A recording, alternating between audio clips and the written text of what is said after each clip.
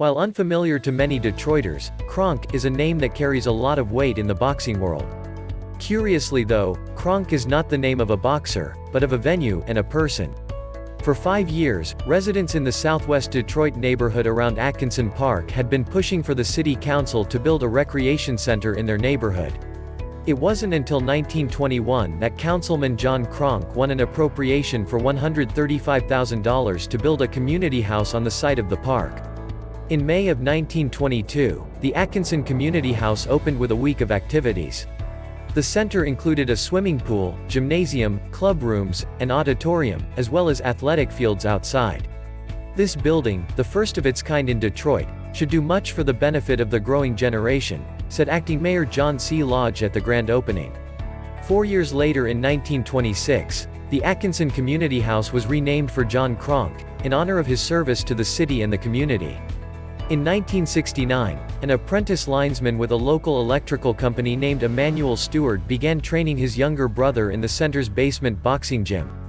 After the younger Stewart won a Golden Gloves tournament a year later, Emanuel quit the electrical company and became the regular boxing coach, starting a boxing dynasty that produced some of the era's biggest names.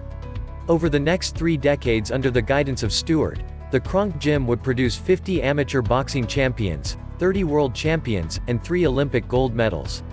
Tommy Hearns got his start at Kronk, going on to win titles in 5 weight classes.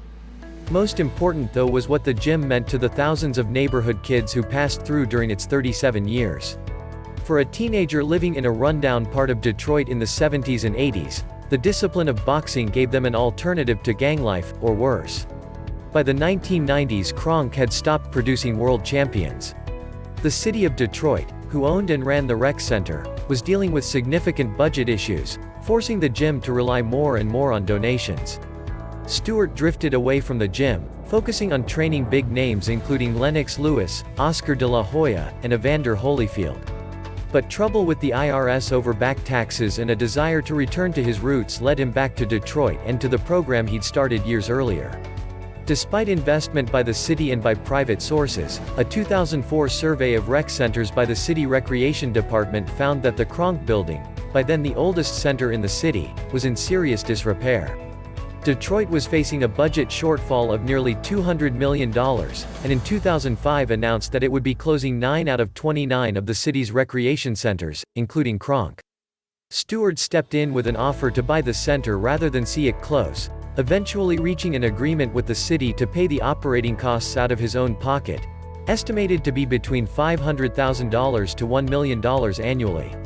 While the rest of the recreation center closed, the gym remained open, thanks in part to donations from supporters and people who had come up through the program. But in September of 2006, thieves broke into the center over a weekend and stole most of the copper piping. Without water, Kronk was forced to temporarily shut down and relocate to a gym in nearby Dearborn while the city assessed the damage. Though Stewart initially hoped to reopen the center after raising the needed money, the temporary shutdown became permanent in November after the city determined it would cost too much to replace the pipes. Within a few years, the closed Kronk Recreation Center had fallen victim to scrapping and vandalism. The punching bag, turnbuckles, even the metal doorknobs of the basement gym were stripped out by scrappers or souvenir hunters. Several plans for renovating the building came and went, and after a while Stewart moved his program into a permanent storefront in Dearborn. Until his unexpected death in October of 2012, Emanuel Stewart had remained optimistic that one day he would return to the old Kronk Gym in Detroit.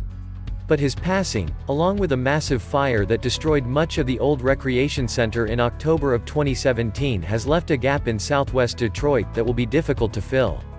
Did you enjoy this video? Remember to like and subscribe for more content like this.